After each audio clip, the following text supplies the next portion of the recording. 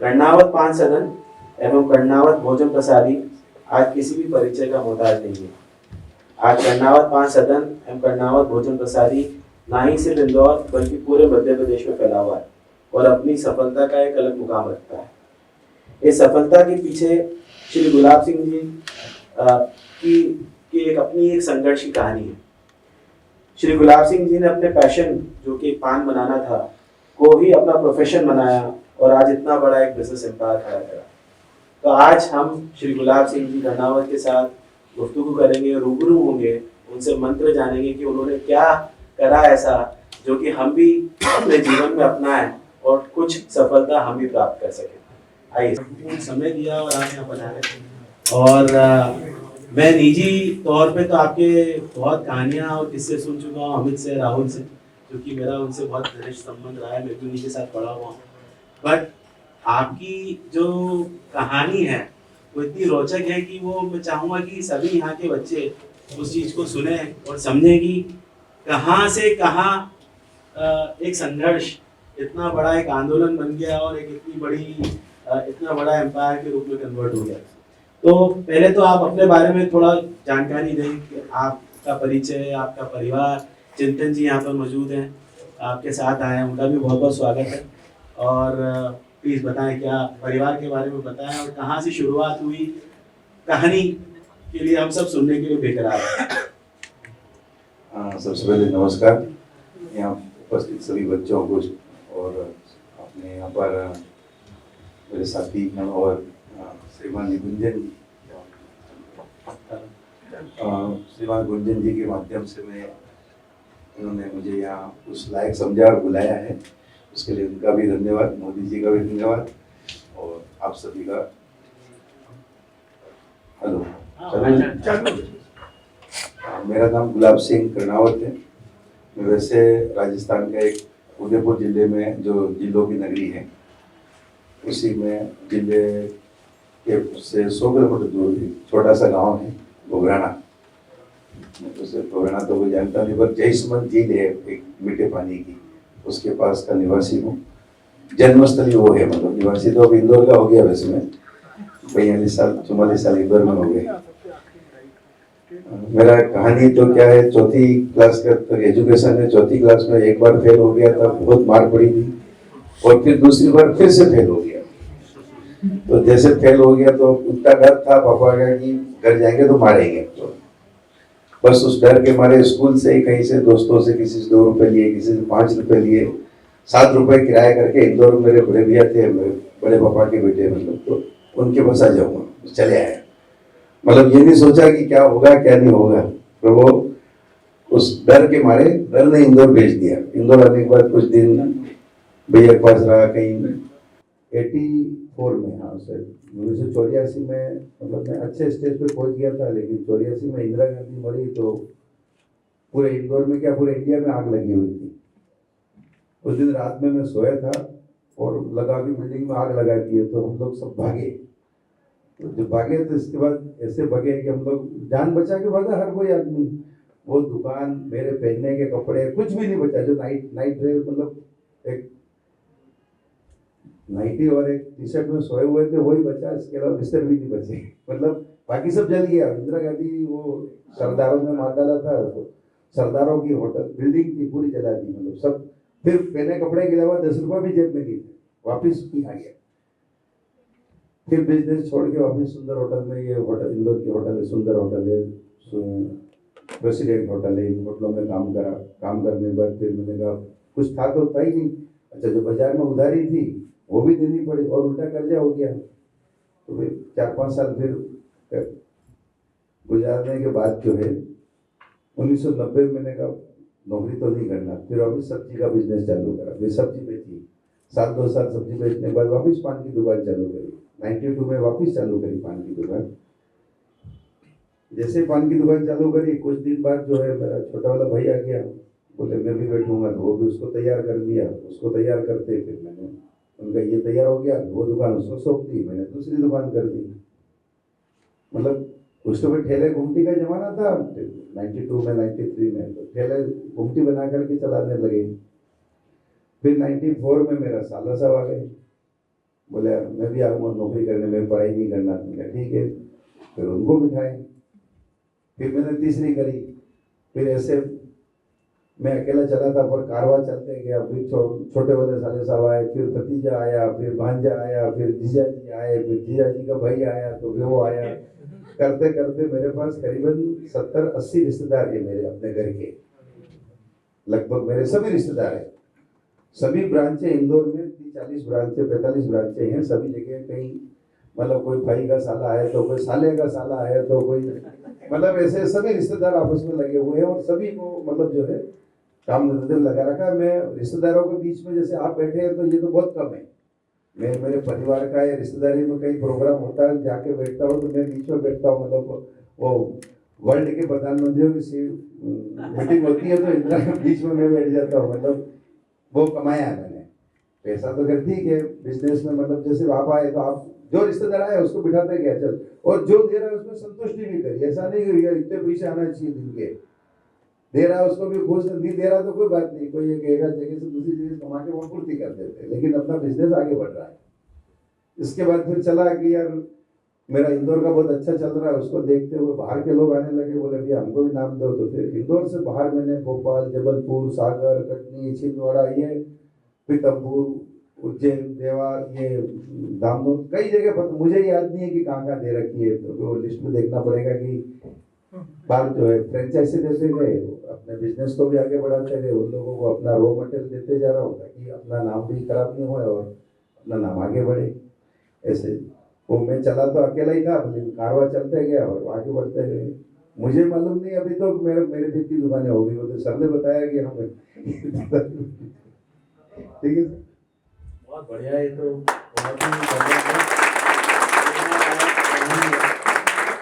मैं जानना चाहता हूँ, जैसे आपने भी बताया है कि साला आ गया, छोटा भाई आ गया, जीजा जी आ गए, जीजा जी का भाई आ गया, तो कई लोगों को ऐसा भी लगता है कि परिवार के साथ व्यापार नहीं करना चाहिए, लेकिन आपका तो सक्सेस मॉडल ही परिवार लगता है, तो इसमें भी कई चुनौतियां आपको मिलती होंगी, तो उनको किस तरह, पहली बात तो क्या चुनौतियां मिलती हैं और दूसरी बात फिर उनको किस तरह से हल करते हैं? नहीं देखो 100% पसंद तो मोदी जी भी नहीं है। मोदी जी देश के लिए बहुत अच्छा काम कर रहे हैं, लेकिन फिर भी आप 100% पब्लिक तो उनके तरफ है नहीं।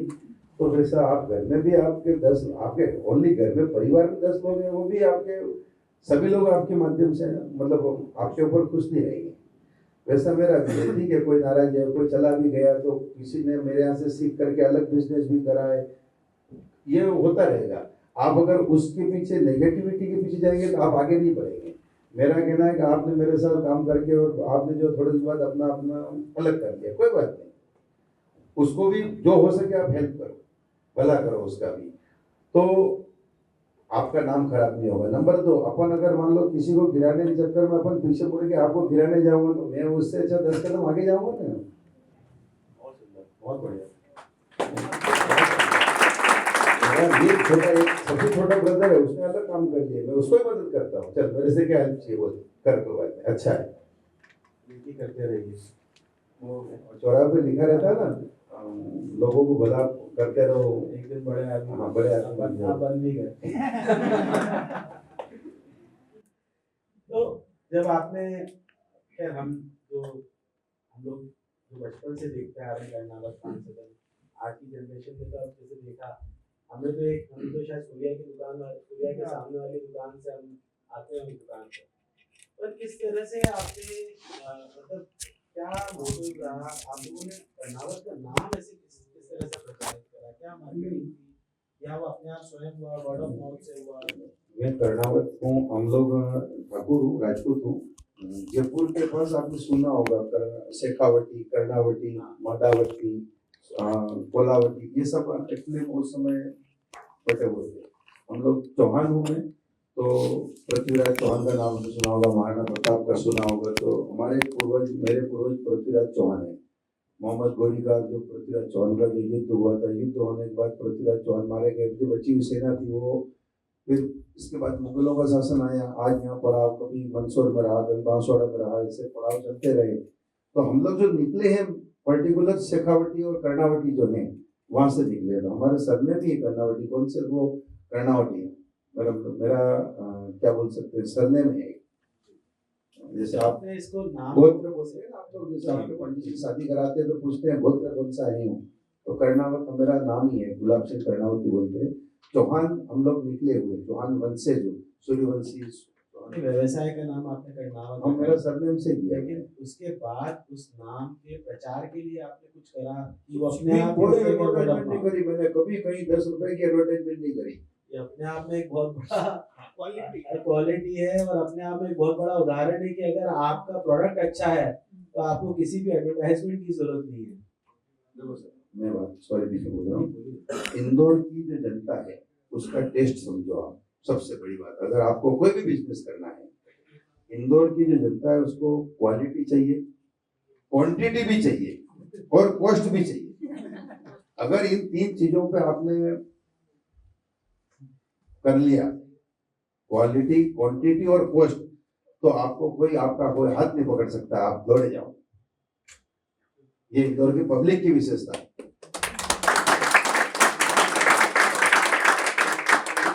आपने शुरुआत पान की दुकान से करी थी, मतलब आपका जो बेसिक मॉडल था पान की दुकान को आपने रेप्लिकेट करा, भैया आया, जीजा आया, सामने आया, सबने पान की दुकान ही बनाई। ये भोजन प्रसादी का कॉन्सेप्ट कहाँ से आया अचानक और ये कैसे चालू हुआ? भोजन प्रसादी का ऐसा है, मैं यहाँ सूर्य होटल के पीछे ही रहता हूँ, श्रीनिवास अपार्टमेंट है, वहीं मैंने 14 साल तो चौकीदारी की नौकरी करी है, उसी बिल्डिंग में। नहीं जो करी, मेहनत करी तो करी। पहले मैंने बता दिया आपको, 1980 में मतलब पान की दुकान करती थी, वहीं से नौकरी भी चालू कर दी थी, नाइट में नौकरी करते थे और दिन में जो अपना धंधा।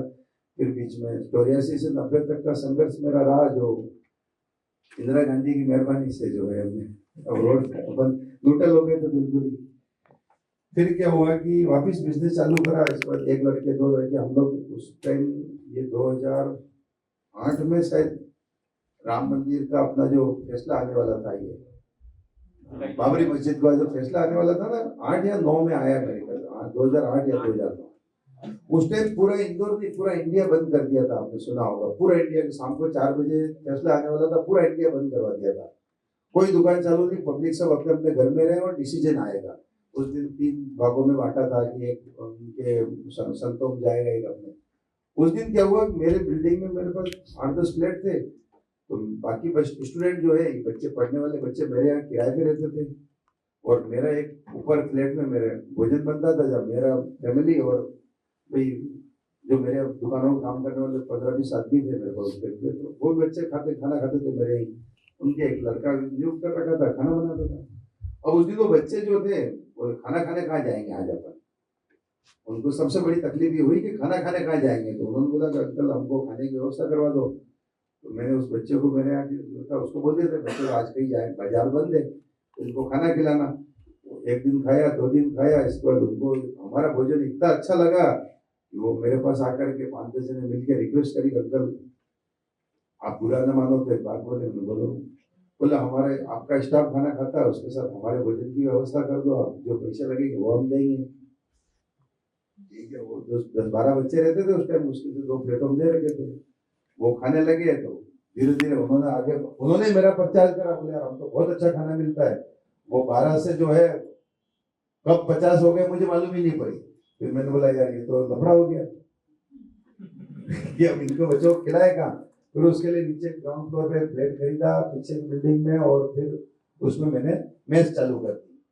अब वो मैच भी होटल सूर्या के ठीक पीछे, ये राहुल जी बैठे हैं, मेरे सेठ जी हैं पुराने। ये भाई सेठ जी तो सेठ जी है, बोले मैं नौकरी करी है इनके, तो सेठ तो बोलूंगा मैं, भले वो मुझे कुछ भी समझे।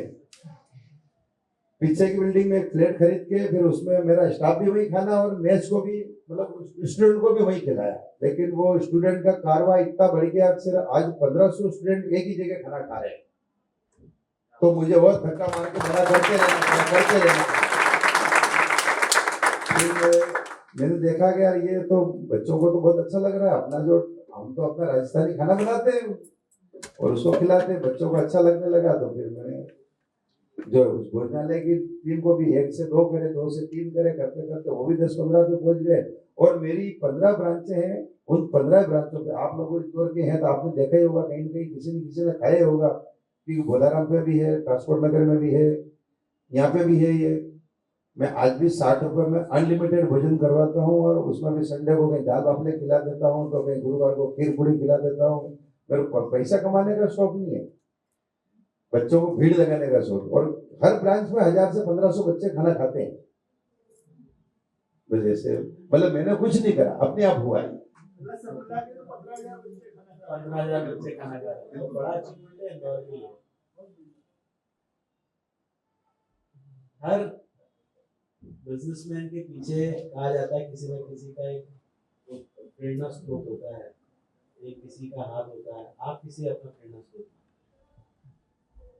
मेरी मजबूरी, जो भाग गया था गाँव से, या उस समय अगर मैं वापिस जाता तो मेरी नाक कट जाती। साला गया था काम करने, नौकरी करने, अब नौकरी तो करी नहीं। ऐसे भी राजपूतों की आन बान और शान वाला होता है। तो उस मजबूरी ने वापिस जाने नहीं दिया, और यहाँ पे बोले फुटपाथ पे सोया, 50 पैसे के परमल खा के भी दिन निकाला, मुझे याद है आज। वापिस जाना मंजूर नहीं था, तो राजपूत तो हारने वाली जगह पे कट के मरते गए, और उस मजबूरी ने जो है मेरे को यहाँ तक पहुँचा दिया। समझो आप, आजकल के युवा काफी नए स्टार्टअप्स, नए व्यवसाय चालू करना चाहते हैं, खाने पीने में भी चालू करना चाहते हैं। आप उन्हें क्या राय देंगे, उन्हें क्या करना चाहिए और क्या नहीं करना चाहिए? किस तरह से उन्हें आगे बढ़ना चाहिए, किन चीज़ों की सावधानियां रखनी चाहिए, किन चीज़ों के ऊपर खास ध्यान देना चाहिए? क्योंकि आप इतने सालों से बिजनेस को संभाल रहे हैं। एक बात जो मैंने आपसे भी इस वार्तालाप में समझी कि अगर आप अपने वालों को ला रहे हैं तो ये मत देखिए कि कितना प्रॉफिट है या कितना लॉस है। आप उनको काम करने का मौका दीजिए और संतुष्ट रहिए, तो ही आप उसमें आगे बढ़ सकते हैं। ये तो एक चीज़ मेरे को अभी रियलाइज हुई आपने जो बात हुई, अगर अलग अलग लोगों को जोड़ना है तो उनको आगे ज़्यादा बढ़ना है तो आप अपने आप बढ़ते रहोगे। बट इसके अलावा और क्या आपको लगता है कि चीज़ों का ध्यान रखना चाहिए? क्योंकि यंग जनरेशन जो आजकल मैं समझता हूँ काफ़ी उतावली है, उनको रातों रात जो है वो एकदम बड़ा आदमी बनने का सपना रहता है, लेकिन वो 99 बार सफल नहीं हो पाते उस चीज़, क्योंकि बड़ा आदमी बनने के लिए काफ़ी संघर्ष करना पड़ता है, काफ़ी कठिन रास्ता होता है। तो क्या चीज़ों को ध्यान रखना चाहिए और क्या चीज़ें अवॉइड करनी चाहिए, क्या चीज़ों को नहीं करना चाहिए? देखो सर, आपका बच्चा कितना बड़ा है? 17 साल का। जब वो छोटा था तो वो रो करके स्कूल जाता था कि आप रुला के स्कूल छोड़ने जाते थे? रोकी जाता था, आज भी रोकी जाता है। तो उसका पूछने का सार ये है कि एक बच्चा बिजनेस करना चाहता है, उसके मन में एक इच्छा है कि नहीं मेरे को बिजनेस करना है, और एक पापा मम्मी बीबी बहन दबाव देते हैं नहीं तो वो नौकरी मत कर, बिजनेस कर। एक बच्चे के ऊपर दबाव होता है और एक खुद के अंदर की भावुकता होती है। कहने का मतलब क्या है कि एक हिम्मत होती है, और एक, अगर आपके पास तलवार दे दो हाथ में थोड़ी देर, तो तलवार तो दे दूंगा, लेकिन आपको बोलो वो काट के आ जाए, तो आपको आपके अंदर हिम्मत होना चाहिए कि तलवार चलाना, हथियार नहीं चलता है, हिम्मत चलती है। हथियार काम नहीं करता है जितना कि आपकी हिम्मत काम करेगी। अगर किसी के हाथ में हथियार दे दिया, तलवार दे दी, उसको गर्दन काट के आ जाए, तो उसके अंदर हिम्मत नहीं होगी, तो वो काट के नहीं आएगा, तो हथियार कोई काम का नहीं। कहने का सार ये है कि आपके पापा की दुकान भी है और आपको दे दी, तो आपके अंदर हिम्मत होना चाहिए दुकान चलाने की, और नया बिजनेस करने की भी आपके अंदर हिम्मत होना चाहिए। अगर आपने ठान लिया, आपने लक्ष्य ले लिया कि नहीं मुझे तो बिजनेस करना ही है, तो फिर वो अमिताभ बच्चन की वो सारे ना कि नन्ही चिट्टी चढ़ती 100 बार फिसलती गिरती, वो कौन सा एक कविता है, हाँ, मुट्ठी उसकी हर बार खाली नहीं आती।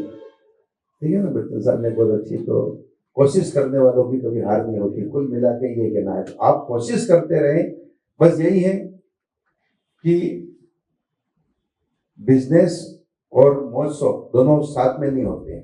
अगर बिजनेस करना है तो अपने वो लक्ष्य लेकर के हाँ मुझे काम करना ही है, ठीक है। चाहे वो आजकल के नए पैटर्न चल गया, हर बच्चे चाय कॉफी पे, जहाँ देखो वहाँ बच्चे चाय की दुकानें खोल रहे हैं, लेकिन वो महीने में 10 खुलती है। मेरे भोलाराम पे मेरी ब्रांच है, तो मैं उस रोड से निकलता हूँ तो महीने में 10 दुकान नहीं खुलती है, लेकिन हर महीने में 10 से 11 बंद भी होती है। उसका रीजन ये है कि 10 में से 9 बंद होती है, एक चलती है। चलती कौन सी है? जो बच्चा खुद मेहनत करता है वो चल जाती है, और बच्चे आपने सोच दिया पापा ने पैसे दिए 10 लाख रुपए, मैंने बिजनेस दुकान डाल दी और दुकान जो है चलाने के लिए 2 लड़के बिठा दिए, वो कमा के मुझे दे देंगे, वो फिर जो है पापा तो एक बार दे दिए, 4 महीने तक किराया भी पापा जेब से दे देंगे, 5वें महीने तो देंगे नहीं, और 6ठे महीने आपको 100% बंद करना है। तो खुद अगर आप लगे रहे, आपके अंदर से अगर जागरूकता है, जैसे पूछा मैंने कि बच्चा रो करके स्कूल खुद जाता है, वो पढ़ने जाता है, और जिसको रुला करके मम्मी छोड़ने जाती है या धक्का मार के भेजते हैं तो वो पढ़ने जाता है, सिर्फ फॉर्मेलिटी है। तो बिजनेस में भी वही है, अगर अंदर आपको अंदर से उमंग है काम करने की, तो आप बिजनेस में सक्सेस हो जाएंगे, और उमंग नहीं है तो फिर आप उसको पैसा, अपना बिजनेस मत करो, अपना पैसा मत बिगाड़ो। अपने अंदर सबसे बड़ी लगन होना चाहिए। मैंने आपको जो पढ़ने जाने के लिए बच्चे का उदाहरण दिया और तलवार का उदाहरण दिया, वो इसीलिए कि जब तक आपके अंदर से इच्छा हो जाए कि मुझे बिजनेस करना ही है, कुछ भी हो जाए, नहीं तो फिर जो है आप बिजनेस करने के लिए कुछ तो लगाना ही पड़ता है, चाहे उधार लाएं, चाहे घर से लाएं, चाहे दोस्तों से लाएं, उसको भी बेकार मत करो। बहुत बढ़िया।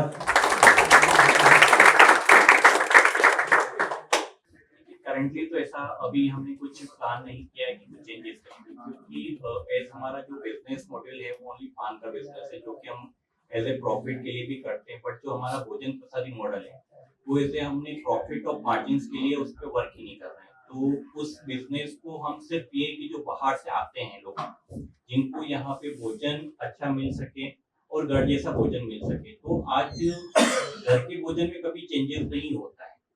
अगर भोजन चेंज करना है तो उसके लिए तो रेस्टोरेंट वगैरह और ये जाते ही हैं।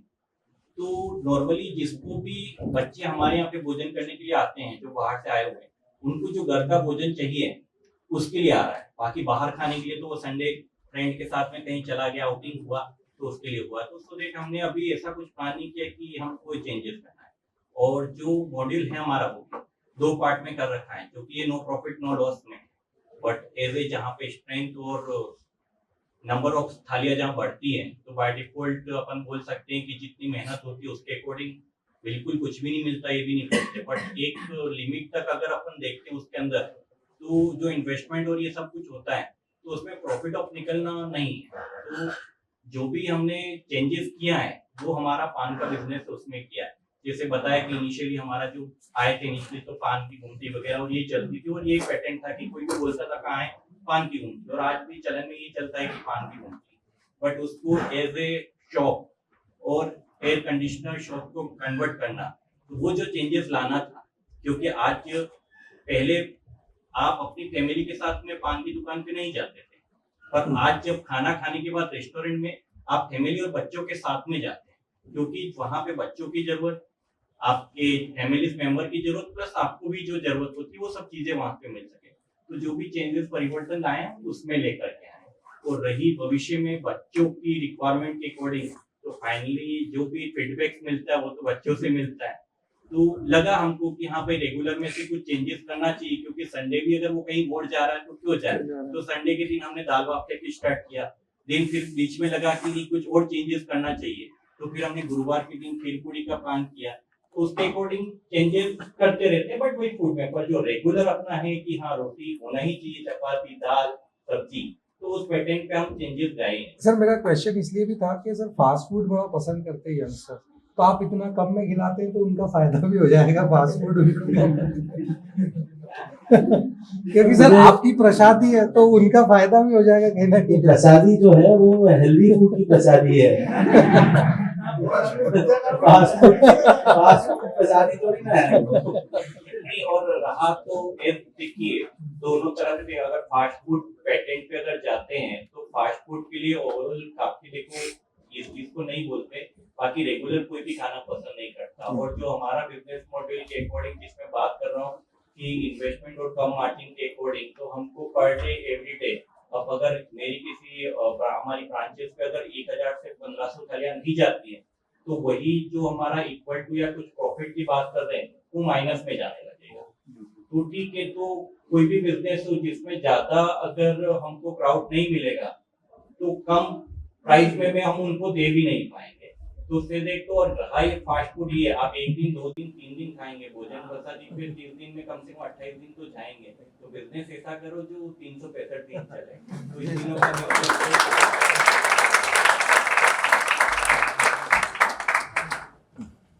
सेंट्रलाइज मतलब जो कथा बनता है वो कुछ काम मेरे मिसेस को सौंपे हुए हैं। जैसे सर से पूछने वाले थे कि वो मैं बताने वाला था, कथा है, चूना है, तंबाकू है, ये सब चीज़ें जो है हम लोग सेंट्रलाइज बनती है और एक ही जगह से यहीं से कथा बनती है। यहाँ तक कि बर्फ़ भी मैं घर पे जमाता हूँ, और बाकी बात तो बड़ी बात छोड़ दो, पान के नीचे जो बर्फ़ रखते हैं वो मेरे यहीं साउथ में पे घर पे ही बनता है। मतलब घर, फैक्ट्री, कारखाना, दुकान, ऑफिस सब एक ही जगह है। भोजन में जैसे सभी भोजन सभी एक जगह जैसा अलग अलग बनता है, हाँ, लेकिन लेकिन मटेरियल स्वाद- रॉ मटेरियल सब एक ही जगह से उसकी पहुंचता है। क्वालिटी मेंटेन आप करते हैं। इसके लिए मैंने क्या कर रखा है, 140 में एक बड़ी बिल्डिंग है, वहाँ पे किराने का अपना काम है, किराने की दुकान भी है। मैंने बहुत सारे काम अलग अलग बिजनेस करे हैं, जैसे आप लोग इन्वेस्टमेंट अलग अलग कंपनियों में करते हैं वैसे, तो वो सभी सामग्री एक ही जगह से यूज होती है। एक किसी भी ब्रांच में जाएंगे आप, मेरा इंदौर में भोपाल जाएंगे तो पान खाएंगे तो वही टेस्ट आएगा, क्योंकि रॉ मटेरियल यहीं से जाता है ना। कर्णावत समूह को आप कहाँ देखना चाहते हैं 15 से 20 साल के अंदर? देखिए जो पापा ने किया है, जो अपना नाम को आगे बढ़ाया है, उसको ऑलरेडी मैं और जितना आगे ले जा सकता उसके लिए, पर उनकी जो सोच है कि बाहर से आया हुआ आज इंदौर अपना घर है, क्योंकि राजस्थान तो छोड़ के आया काफी समय हो गया, तो यहाँ पे व्यक्ति आया हुआ कोई भी इंदौर में भूखा न रहे, सोच के साथ में जो उन्होंने किया था इसका। तो हमारा आगे प्लान भी जिस तरह से हमने इसको इनिशियली स्टार्ट किया है, तो जहाँ जहाँ जिसको भी जरूरत रहती है तो उसको आगे ले जा कर के, और प्लस किसी को अगर कोई हेल्प चाहिए, आज काफ़ी समय ठीक है कि हमारा मॉड्यूल चल रहा है, उसके अकॉर्डिंग भी अगर किसी को मदद वगैरह और ये हेल्प चाहिए तो उसमें सपोर्ट करते हो, रहा प्लान इसको आगे ले जाने का, तो मॉडल तो हमारा यही रहेगा। बट हमको हमारा जो कॉस्ट है उस पर ध्यान देते हुए और हर व्यक्ति को भोजन जा सके, वो ये तो जो ये जरूरत है उसमें तो कुछ भी हम मतलब चेंज और परिवर्तन नहीं करने वाले, और ये चलता रहेगा। रहा बात अदर बिजनेस का और सोर्स ऑफ इनकम बढ़ाने का, तो उसके लिए कुछ हमारा मैन्युफैक्चरिंग और उसके ऊपर जा रहे हैं, क्योंकि कुछ चीज़ें ऐसी होती हैं जो हमको आउटपुट पहुंचाने में काफ़ी इश्यूज हो रहे हैं, तो उसके लिए हमारा जरूरी वर्किंग चल रहा है कि हम देखिए बाहर अगर कुछ चीज़ें हुई जो लंबे समय तक चल सके तो मैन्युफैक्चरिंग के ऊपर जाने का। क्योंकि अब राजस्थान से भी कितने लोग आएंगे मतलब आगे बढ़ाने के लिए, बाकी के दो लोगों की एंट्री बंद है। एक्चुअली राजस्थान से आए, लेकिन मैं ये भी क्लियर कर देता हूँ कि हमारे यहाँ पे कोई भी अगर काम करने के लिए आया है तो उसको हमने कभी वापस रिटर्न नहीं भेजा है कि हमारे पास में कोई पोस्ट खाली नहीं है, कहीं जगह नहीं है। तो चाहे भले वो भोपाल से आया हो, सागर से आया हो या राजस्थान से आया हो, आज तक ऐसा कोई भी लड़का नहीं बोल सकता है कि हमारे यहाँ आने के बाद हमने उसको बोला होगा कि नहीं यार तू हमारे यहाँ काम नहीं कर पाया, उसको बोला होगा तेरे को जो काम पसंद आ रहा है वो तू काम कर, तेरे को जचता है तो 10 दिन बाद आकर के बोलना, अपन फिर बात कर देंगे क्या लेना है। तो ओनली राजस्थान के हमारे पास में नहीं है, राजस्थान में हमारे जो फैमिली मेंबर है, और ये क्योंकि क्या है हमारा ये जो बिजनेस है क्लियर बोला कि हम इसमें इतना ज़्यादा हिसाब किताब और ये सब कुछ रख नहीं सकते, क्योंकि पार्ट ऑफ अकाउंटिंग और ये सब कुछ पॉसिबल नहीं है। तो एक रेस्पॉन्सिबल बंदा होना जरूरी है, तो वो अपना घर का और ये कुछ ज़्यादा बेटर है, तो उसके अकॉर्डिंग प्लस जो आता है तो उसको भी एक रास्ता दिखाने के हिसाब से हम करके देते हैं। बाकी एज भोपाल सागर की, क्योंकि हमारे पास जो 400 से 500 एम्प्लॉई है उसमें अगर देखा जाएगा तो 200 के आसपास के अभी हमारा भोपाल और सागर साइड के हैं। चिंतन जी, जो अभी हम आपकी जो 5 शॉप्स पे जाते हैं, शोरूम्स पे जाते हैं, तो अब हमने देखा है कि धीरे धीरे ग्रेजुअली पान का काउंटर तो एक सीमित हो गया, बाकी खूब सारी चीज़ें आ गई हैं, फ्रिज भी आ गया है, चॉकलेट पान भी होता है, अलग टाइप के अलग अलग रेसिपी के पान भी होते हैं। आपका टोटल रेवेन्यू में उस पर्टिकुलर शॉप से बाकी की चीज़ों का रेवेन्यू कितना रहता है और पान का रेवेन्यू कितना है? कि रेवेन्यू हमेशा मैन्युफैक्चरिंग जो अपना सेल्फ होगा उसी पे रहेगा, तो चाहे मैं बाकी कितनी भी चीज़ें उसमें शॉप में वो तो प्रॉफिट मार्जिन की बात हाँ है। प्रॉफिट मार्जिन, क्योंकि बाकी चाहे कितनी भी चीजें है 70% अगर मेरे अदर आइटम भी और 30% मेरा पान का है तो मेरा प्रॉफिट ऑफ मार्जिन मेरा तो 30% में ज्यादा है, तो लेकिन ज्यादा बिकता क्या है दुकान पे? ज्यादा बिकता है तो देखिए अगर पान के बिजनेस की बात कर तो ओवरऑल जो अगर सेल्स ऑफ वैल्यू की बात करते हैं 20% ज्यादा है तो वो जाती पर प्रॉफिट ऑफ मार्जिन के लिए जब बात करता हूँ तो मेरा पान का ही और प्लस रहा नॉर्मली एवरेज आउटलेट के अकॉर्डिंग में पान की शॉप की अगर सेल किसी से पूछता हूँ कि हाँ भाई ठीक है कितना होना चाहिए तो उसका होगा तो उसका मल्टीपल 10 टाइम्स हमारा पान का सेल होगा तो एज 50-50 रेशो होता है उसके अंदर क्योंकि सीक्रेट्स वगैरह और ये जो चीजें हुई तो उसकी वैल्यू ज्यादा होती है लेकिन अब उसमें प्रॉफिट मार्जिन नहीं होता है और प्लस हमने उनको फैमिली आउटलेट में कन्वर्ट किया उसके लिए हमने बाकी सभी चीजें आइसक्रीम हुई या चिप्स वगैरह हुई और ये सभी चीजें उसको रखा ताकि क्या अगर पेरेंट्स के साथ में बच्चा भी आया तो उसको जरूरत हुआ और बच्चा पान का जो कॉन्सेप्ट अगर इंडोर में लेकर यही लेकर के आए कि अगर बच्चा अगर साथ में आए क्योंकि आज भी पहले भी आज से 25 साल पहले कॉस्ट जीरो था उसका और आज भी कॉस्ट जीरो है बस बच्चा साथ में होना चाहिए वो वहीं पे खाएगा उसके बच्चे को मिलेगा आज भी उसका कोई कॉस्ट नहीं बहुत बढ़िया जी मैम। यहाँ साउथ पे मेरा हेड ऑफिस है ना, यहाँ से पान के लिए तो जो टेस्ट कर है कत्था, चूना, तम्बाकू ये सभी चीज़ यहीं से बनती है और रोज सुबह बर्फ से लगा करके कत्था यहीं से जाता है। पान मतलब धीरे धीरे इस बिजनेस में मैंने तम्बाकू के पत्ते, पान के पत्ते, आपकी सौंफ सब चीज़ उगाना शुरू कर दिया। मतलब मेरे साथ में खेती का भी शौक रहा। हाँ जी, तभी तो क्वालिटी मेंटेन करता हूँ, नाम इसलिए तो हुआ। मैंने कहीं कोई एडवर्टाइजमेंट नहीं करा आज तक, कहीं कोई चौराहे पे नाम, मैं यहाँ तक कि मेरे सीए साहब ने तो उसको जो पान बांधता हूँ क्वालिटी में समझौता करने के लिए मैंने बाहर का पेपर भी नहीं वापरता हूँ, जिसमें पान बांधते हैं वो कागज भी हमारे नाम का छपा हुआ है, सिर्फ कर्नावत लिखता हूँ ताकि फ्रेश पेपर देते हैं। और जो आपने जो प्रश्न पूछा कत्था, तंबाकू ये सभी चीजें सेंटाइज बनती है। भोजन के लिए हम क्या करते हैं कि खाना बनाने वाले महाराज को पहले ट्रेनिंग देते हैं। जितनी ब्रांचों में महाराज है उनको पहले महीना 15 दिन यही रखते हैं। रोज सुबह जब खाना बनता है उसकी ट्रेनिंग देते हैं कुल मिला करके। अभी सब पहले और उन महाराजों को पहले ऐसा नहीं आपने महाराज भेजा तो मैंने वहाँ डायरेक्ट ड्यूटी पे लगा दिया, नहीं, पहले 15 दिन महीना यहीं पे काम करेगा, वो सीखेगा और उसी हिसाब से वहाँ पे खाना बनाएगा। दूसरी बात, जैसे एक चक्की डाल करके किसी जो रिश्तेदार को जो चक्की चलाता था गाँव में उसको यहाँ पे चक्की किराए पे दिलवा दी, उसको एक आदमी ऐसा इनके जैसा मोटा सेठ नियुक्त कर दिया, भैया रोज के 25 बोरी गेहूँ देगा, तो पैसे की जवाबदारी मेरी, तो रोज के गेहूँ पिसवा करके वो आटा भी सभी जगह एक ही जाता है। एक तो दामेजा मसाला वाले मेरे पड़ोसी हैं जिनका बहुत पुराना नाम है दामेजा वाले, उनको बोल दिया आपकी बाजार में जो बेचते हो बेचो, मेरे लिए आप ये हल्दी यही चाहिए, मिर्ची यही चाहिए, धनिया यही चाहिए, मतलब वो मेरा अपना ब्रांड फिक्स कर मैंने क्वालिटी पहले बनाई उसको टेस्ट करके और फिर बोला कि अब मेरी सभी ब्रांचों पे आप यही पहुँचाओगे। बाकी क्वालिटी में कोई समझौता नहीं करता, बोले कल आप लेके आ जाओ भैया मेरी मिर्ची है आप देखो टेस्ट करके, नहीं मुझे नहीं करना, आप नाराज हो जाओ तो कोई बात नहीं, मतलब क्वालिटी में कोई समझौता नहीं करता हूँ। और वो बात सबसे पहले बताई थी, क्वालिटी, क्वांटिटी और कॉस्ट, अगर 3 पे आपने काबू कर लिया तो दुनिया की कोई ताकत आपको हरा नहीं सकती।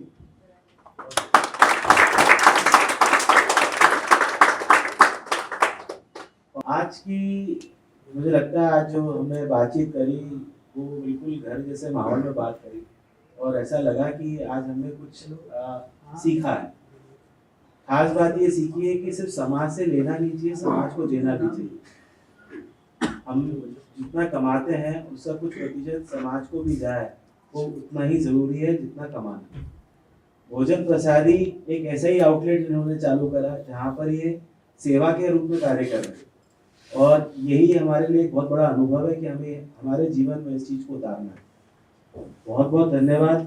एक मैं इसमें प्लस करूँगा जी। हमारी जितने भी आउटलेट हैं उसका जो भी फर्स्ट सेल होता है उसका चाहे वो 1 रुपये से लगा के 1000 या 2000 हो, वो हमारा एक छोटा सा ट्रस्ट है होम टाउन में, वो उसके लिए जाता है और सभी दुकान वालों को इंस्ट्रक्शन दे रखा है जो भी फर्स्ट सेल आई है बिना सोचे वो एक वहाँ पे वही उसका भंडार या डिब्बा बोल सकते हैं उसके अंदर डाल देता है और वो उनके ही लिए ही जाती है और चाहे उसकी कोई भी मतलब ऐसा नहीं कि कम और बहुत ही चिंतन के बाद उन्होंने अपना आगे का जो सफर है वो भी चिंतन जी को सौंपा है, जो इसको बहुत बखूबी आगे बढ़ा रहे हैं और आगे लेके जाएंगे। बहुत बहुत धन्यवाद।